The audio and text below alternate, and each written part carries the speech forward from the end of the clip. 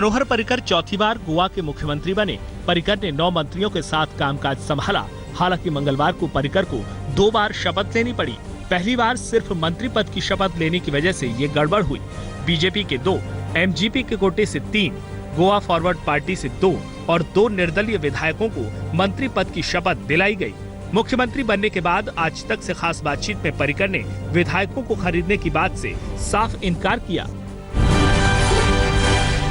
कभी कभी पूरी जिंदगी अपने जैसी दिखती है। राहुल गांधी को भी बाकी लोग अपने जैसे दिखने लगे। गोवा में बीजेपी के सरकार बनाने के खिलाफ सुप्रीम कोर्ट गई कांग्रेस को बड़ा झटका लगा। कांग्रेस की दलील को सुप्रीम कोर्ट ने पूरी तरह से खारिज कर दिया और नई सरकार को बहुमत साबित करने के लिए 48 घंटे की मोहलत दी। सुप्रीम कोर्ट ने कांग्रेस से सवाल पूछा कि अगर पार्टी के पास ज्यादा विधायकों का समर्थन था तो गवर्नर के सामने क्यों नहीं आंकड़े रखे। वहीं कांग्रेस उपाध्यक्ष राहुल गांधी ने बीजेपी पर जनादेश को खरीदने का आरोप लगाया है। It's not a question of soon enough. It's a question of how much money the BJP has thrown to steal the mandate of Manipur and Goa. That's the question. It's not how soon you went. It's with how much money they went. शपथ ग्रहण के दौरान गोवा राजभवन के बाहर कांग्रेस के कार्यकर्ताओं ने प्रदर्शन किया और राज्यपाल के फैसले को लेकर नाराजगी जताई। वहीं बीजेपी भी तो राज्यपाल को लिस्ट क्यों नहीं सौंपी। देखो, फ्रस्ट्रेशन, निराशा और डिफीट, इस मूड में कांग्रेस पार्टी अभी विजनलेस हो गई, लीडरलेस हो गई और उनका डिफीट वो स्वीकारने के लिए तैयार नहीं। इसलिए फ्रस्ट्रेशन में ऐसे बातें कह रहे, बेबुनियाद बातें कर रहे हैं। जैसे होता है ना, अंगूर खाने को नहीं मिले तो क्या करें, खट्टे हैं। अभी इनको मिले नहीं तो हम क्या करें। मणिपुर में भी बीजेपी की सरकार बनने को तैयार है। आज दोपहर 1 बजे एन वीरेंद्र सिंह मुख्यमंत्री पद की शपथ लेंगे। गोवा की तरह मणिपुर में भी सबसे बड़ी पार्टी को न्योता न दिए जाने पर राज्यपाल नजमा हेपतुल्ला ने सफाई दी है। नजमा का कहना है कि स्थिर सरकार की उम्मीदों में बीजेपी को न्योता दिया गया है। यूपी में सीएम चुनने के लिए बीजेपी में मंथन का दौर जारी है। अमित शाह संघ प्रमुख मोहन भागवत के साथ यूपी के सीएम को लेकर माथापच्ची कर रहे हैं, जिसको लेकर आज फैसला हो सकता है। सूत्रों की माने तो इस दौड़ में राजनाथ सिंह का नाम सबसे आगे चल रहा है। वहीं केशव प्रसाद मौर्य और मनोज सिन्हा भी रेस में शामिल हैं। गुरुवार को कैप्टन अमरिंदर सिंह पंजाब में मुख्यमंत्री पद की शपथ लेंगे। वहीं नवजोत सिंह सिद्धू को भी मंत्री बनाया जा सकता है। मनप्रीत बादल समेत 10 विधायकों को पंजाब में मंत्री की लाल बत्ती मिलेगी। वहीं राणा केपी सिंह स्पीकर होंगे। दिल्ली में राहुल गांधी के साथ मिलकर अमरिंदर ने कैबिनेट का खाका तैयार किया। कैप्टन अमरिंदर के शपथ समारोह में राहुल गांधी समेत कांग्रेस के कई बड़े नेता शामिल हो सकते हैं। आज केजरीवाल के घर पंजाब के आप विधायकों की बैठक होगी। एचएस फुल्का को नेता विपक्ष बनाने पर मोहर लग सकती है। आम आदमी पार्टी ने अपने नव निर्वाचित विधायकों की पहली बैठक परंपरा के विपरीत राज्य से बाहर दिल्ली में बुलाई है। ये बैठक दोपहर 12 बजे होगी। दिल्ली में 22 अप्रैल को एमसीडी के चुनाव होंगे। वहीं 25 अप्रैल को वोटों की गिनती होगी। एमसीडी चुनाव को लेकर बीजेपी ने कमर कस ली है। बीजेपी ने साफ कर दिया है कि एमसीडी चुनाव में मौजूदा पार्षदों और उनके रिश्तेदारों को टिकट नहीं दिया जाएगा। वहीं नए लोगों को मौका मिलेगा। इस फैसले की वजह सिर्फ ये है कि हम नए चेहरों को लाना चाहते हैं, मैक्सिमम युवाओं को चांस देना चाहते हैं। ईवीएम मशीनों को लेकर सियासत तेज हो गई है। मायावती के बाद कांग्रेस और आम आदमी पार्टी ने भी मशीन पर सवाल खड़े किए हैं। ईवीएम को लेकर गाजियाबाद में विरोध प्रदर्शन किया गया। वहीं यूपी के चुनाव नतीजों पर रोक लगाने की मांग की गई। कांग्रेस ने बैलेट से एमसीडी चुनाव कराने की मांग की है, जिसका आम आदमी पार्टी ने समर्थन किया है। लोकतंत्र के अंदर लोगों की, राजनीतिक दलों की ये डिमांड है तो इसको सरकार को भी गंभीरता से लेना चाहिए, चुनाव आयोग को भी गंभीरता। वहीं पंजाब में बड़ी जीत दर्ज करने वाले कैप्टन अमरिंदर सिंह को ईवीएम में कोई खामी नजर नहीं आ रही। अमरिंदर सिंह ने कहा कि हारने वाले बहाना बना रहे हैं, जबकि बीजेपी का कहना है कि अगर आपको ईवीएम में खामी दिखती है तो फिर दिल्ली की 67 सीटों पर दोबारा चुनाव कराएं।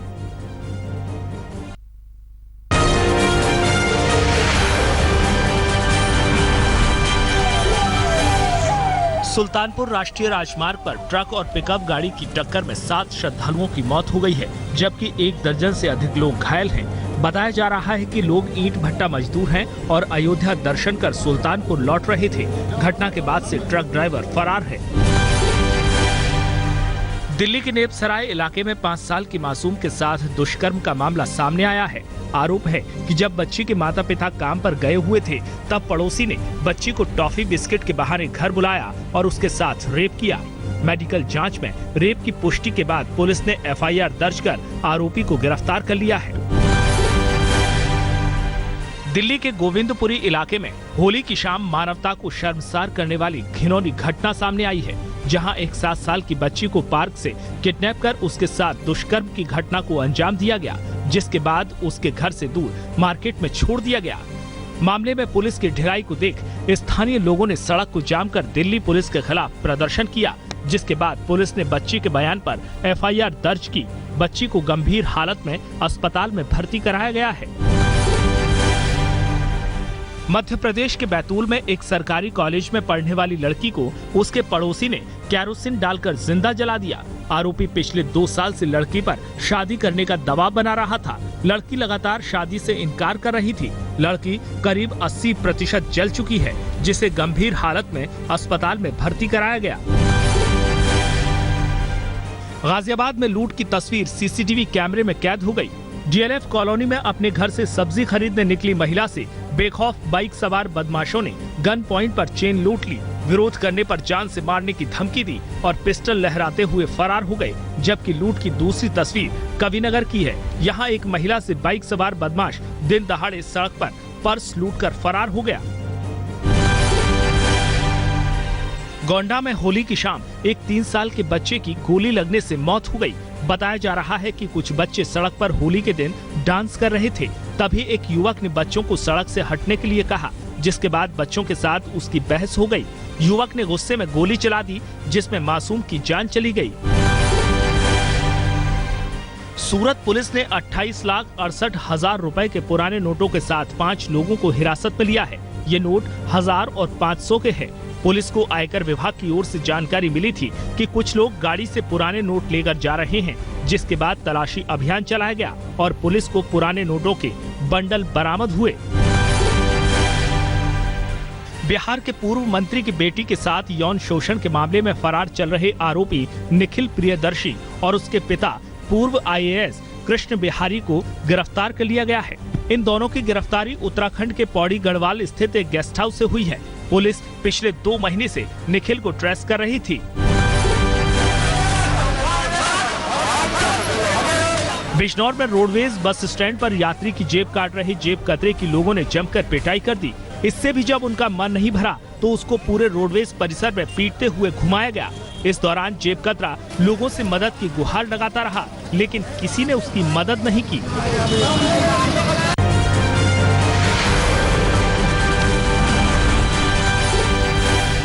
रांची में तीसरे टेस्ट से पहले टीम इंडिया ने जमकर अभ्यास किया। 16 मार्च से रांची में तीसरा टेस्ट मैच खेला जाना है। अभी सीरीज 1-1 से बराबर चल रही है।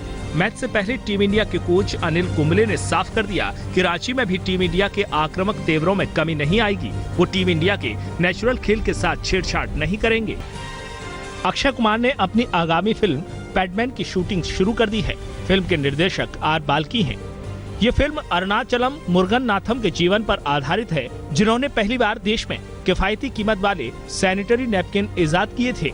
अक्षय ने फिल्म की शूटिंग शुरू होने के बाद ट्वीट के जरिए की, जहां उन्होंने ट्विंकल खन्ना के साथ एक तस्वीर भी शेयर की है। फिल्म अभिनेता अक्षय कुमार और साउथ के सुपरस्टार रजनीकांत की अपकमिंग फिल्म 2.0 के सैटेलाइट राइट्स को लेकर इन दिनों सुर्खियों का बाजार गर्म है। दरअसल इस फिल्म के सैटेलाइट राइट्स लगभग 110 करोड़ में बिके हैं। फिल्म 2.0 साइंस फिक्शन फिल्म है, जिसका निर्देशन एस शंकर कर रहे हैं। इस फिल्म में अक्षय कुमार, रजनीकांत के अलावा अभिनेत्री एमी जैक्सन भी नजर आएंगी। ये फिल्म साल 2017 के अक्टूबर महीने में रिलीज होगी।